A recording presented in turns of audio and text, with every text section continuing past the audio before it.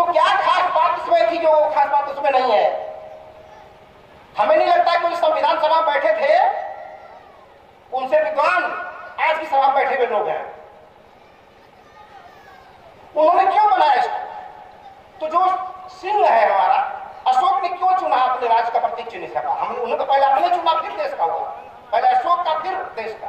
तो अशोक ने क्यों चुना? इसके पीछे एक छोटी सी है, सिंह की 4 प्रजाति होती है, सुनिएगा ध्यान से, सब किताब में नहीं मिलेगा। सिंह की 4 प्रजातियां होती है, एक सिंह, शेर, एक बाघ, एक चीता और एक तेंदुआ। ये चारों उसी की प्रजाति है, शेर की प्रजाति चारों है।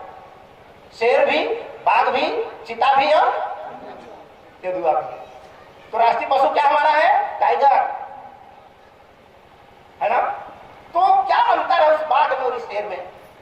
राष्ट्रीय को क्यों बना और चिन्ह नहीं क्यों बना? तो आप देखिएगा शेर का जो कैरेक्टर है, ये मैंने वन विभाग के अधिकारियों से मिलकर जाना है, किताब में नहीं।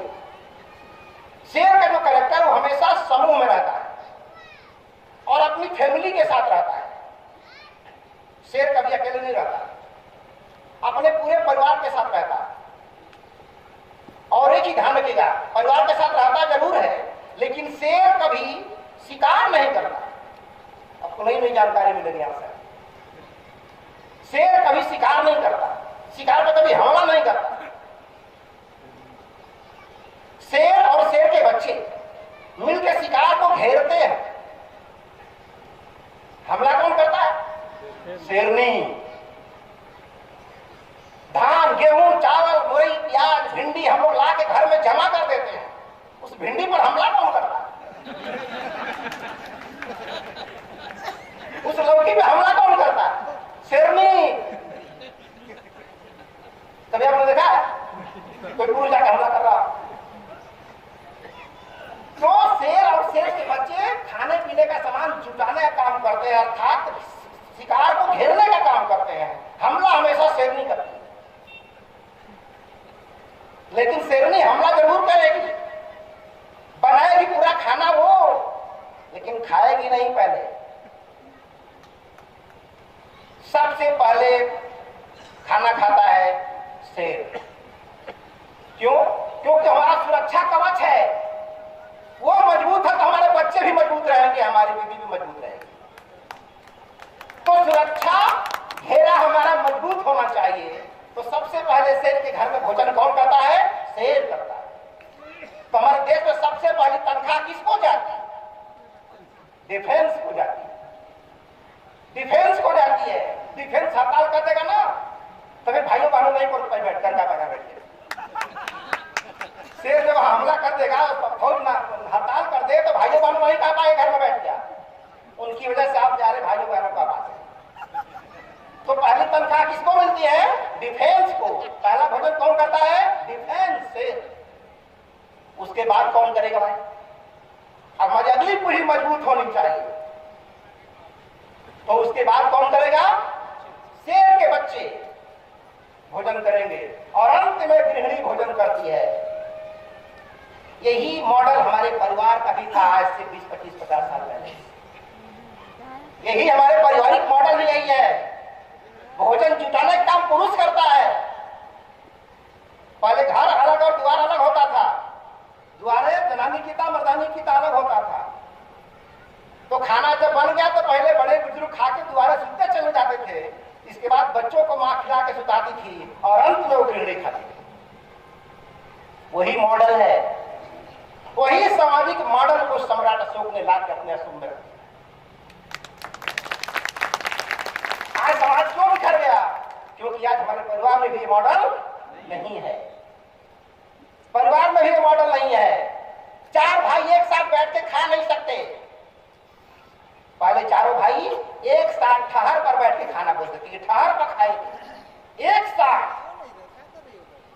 धीरे धीरे जमाना बदलता गया, चारों की बीवियां आई और चारों की बीवियां अपने अपने कमरे में ले जाके खाना खिलाना शुरू कर दिया। बिखराव कहां से पैदा होगा? अपने अपने घर में खाना खिलाना अलग अलग कमरे में शुरू कर दिया। तो एक भाई कमाता है, एक भाई नहीं कमाता है। तो नहीं कमाने में लग रहा है कि भैया कहीं घर में सलाद न खा तो हमको कुछ और नहीं मिला। भैया का कोई ये पिछल बार जब एक साथ सूखा खाते, एक साथ दूध खाते, एक साथ दही खाते तो परिवार बधा फिर तो भावना पैदा ही नहीं होती हो। और कुछ ले लिया परिवार को किसने। पहले शादी हमारे घर में होती थी, अब बोलेंगे क्या समझा रहे हो, यही है, ये किताब में नहीं लिखा है। पहले शादी होती थी तो हमारे सारे देहात मिलकर खाना बनाते थे। सबके घर में तोशक राई रखी हुई थी देने के लिए दूसरे को। सबके घर में तोशक, तकिया और एक खटिया रखी रहती थी कि शादी पड़ेगा तो हम लोग दूसरे को देंगे। 150 घर में 150 खटिया थी। एक दिन किसी घर में 150 खटिया थी। अब हम अपनी खटिया देंगे कि नहीं किसी को, बताइए। मेरी मजबूरी है देना, क्योंकि मैं नहीं दूंगा तो मेरी बेटी में वो भी नहीं देगा। तो क्या हुआ, ये स्वावलंबन नहीं है, ये परस्पर अवलंबन है। स्वावलंबन से समाज टूटता है और परस्पर अवलंबन से समाज टूटता है।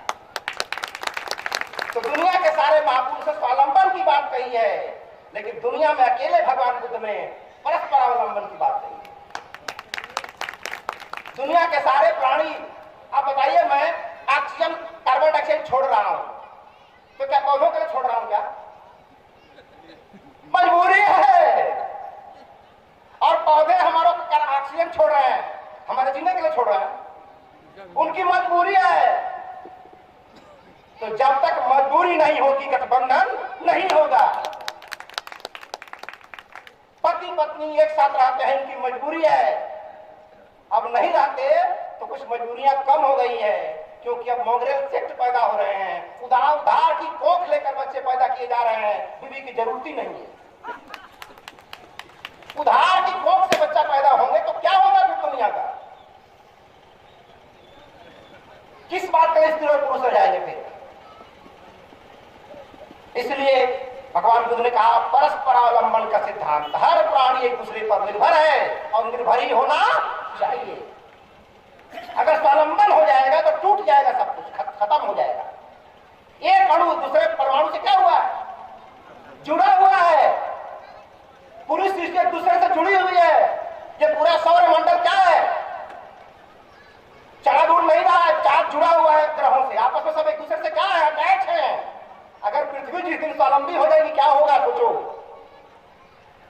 सूर्य जिस दिन स्वावलंबी हो जाएगी क्या होगा सोचो। चांद जिस दिन स्वावलंबी हो जाएगा क्या होगा सोचो। इंसान भी जिस दिन स्वावलंबी हो जाएगा क्या होगा सोचो। अभी तो छोटा छोटा परिणाम आ रहा है, पर एक घर में आलू बोई जाती थी और पूरा घर मोहल्ला मिलकर चुरा देता था। होता था कि नहीं होता था? तो मेरी भी मजबूरी है, उसकी भी मजबूरी। वो सब मजबूरियां धीरे धीरे स्वावलंबी होते चली गई और जैसे से स्वावलंबन की तरफ बढ़ते चले गए समाज टूटता चला। और आने वाले 50 साल में इसका बड़ा खतरनाक खर्च होने वाला। इसलिए सम्राट अशोक क्लब इस राष्ट्रीय प्रतीकों के माध्यम से आपको पुनः उसी संस्कृति की तरफ ले जा रहा है कि पुनः लौटाओ परस्पर अवलंबन की तरफ। आप यूं ही मत समझिए साधारण पत्थर का स्तंभ है, स्तंभ दिखाई दे रहा है लेकिन उसमें कुछ भावनाएं छुपी हुई हैं। लेकिन किसी भी संस्कृति और सभ्यता के व्याख्याकार अगर नहीं रहते हैं तो संस्कृति नष्ट हो जाती है। अगर ऐसा नहीं होता तो आज लोग बोलते हैं कि बहुत तीन पचवा आदमी है, ये बोलते हैं ना कि बहुत तीन पचवा आदमी है। तो तीन पचवा का मतलब क्या समझते हैं आप? हेरा फेरी करने वाला 420 आदमी है, यही ना होता तीन पचवा का मतलब। लेकिन आज का ये व्याख्या है। जब अशोक स्तंभ बन रहा था उस समय इसकी व्याख्या कुछ और थी। तीन पचवा का मतलब 3 और 5, यानी जिसके घर में तीसरा व पंचशील रोज होता है। बुद्धं शरणं गच्छामि, धम्मं शरणं गच्छामि, संघं शरणं गच्छामि। ये तीसरा रोज पाठ होता है जिसके घर में, और पंचशील का पाठ रोज होता है घर में। वो 3-5 वाला आदमी होता था और हर व्यक्ति 3-5 करता था। हर घर में 3-5 होता था तो क्या होता था? जहां किसी नगर में किसी द्वार पर कोई न ताला डाले या आसमान से बातें करते मंदिरों वाले। जब 3-5 घर घर होगा तो चोरी होगी। रोज कहोगे चोरी न करने की शिक्षा ग्रहण करता हूँ, रोज बोलोगे मैं शराब नहीं पीने की शिक्षा ग्रहण करता हूँ। तो ऐसा 3-5 आदमी होना चाहिए कि नहीं होना चाहिए? तो 3-5 तब भी था, 3-5 आज भी है, लेकिन व्याख्याकारों ने व्याख्या बदल दिया।